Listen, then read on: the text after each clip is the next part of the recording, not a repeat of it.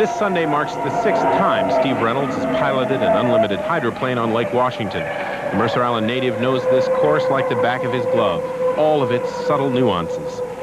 So we'll go out on the course in our boat, and you'll show us all the subtle nuances. Oh, yeah. Turns. Yeah, the old bit. Okay. Yeah. Well, where's your boat? You ready to go? Yeah. It's here. Greg, that's a rowboat. No, that's top story Marine Unit number 3. Yeah, but I thought you had a big boat, you know, a great big white sucker. You know, that's Kairos. They're very big in the motor pool news. We have this. It's a rental. Okay, but I'm not rowing. You want to not drag your hand in the water? Oh, sorry. Hey, wait a minute. Stop right here. Stop right here. Why?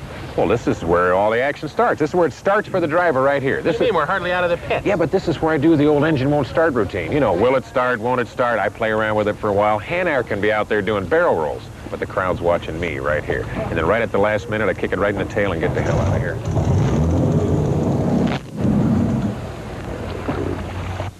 Let's go out on the course.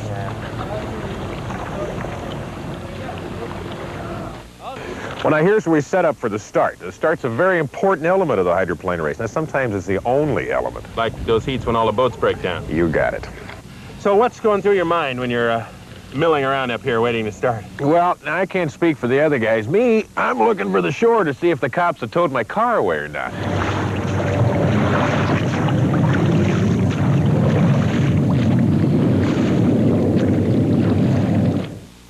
Now, after the start, the second most important part of the race is the first turn here. Now, usually, the first boat out of the first turn is the first one across the finish line. That is, unless he breaks down first. Well, what are you thinking about here when you come into the first turn? Oh, the usual thing. You know, the position of the other boats, engine temperature, oil pressure, Immanuel Kant's theory of human perception, erotic symbolism in Shakespeare's Troilus and Cressida, and then the wave action coming off the exit pin. You know, the usual thing. What happens when you come out of the first turn? Boy, I step on the nitro. What is the nitro? I haven't the faintest idea. You know, I was always suspicious it was little smudge pots in the exhaust pipes, but the crowd loves it. And then, he said, you go into the backstretch, where you reach speeds of 200 miles an hour. You're kidding. Yeah, 200 miles an hour. I read it. Really? Right, I think so. Well, you got to be crazy to do that in a boat.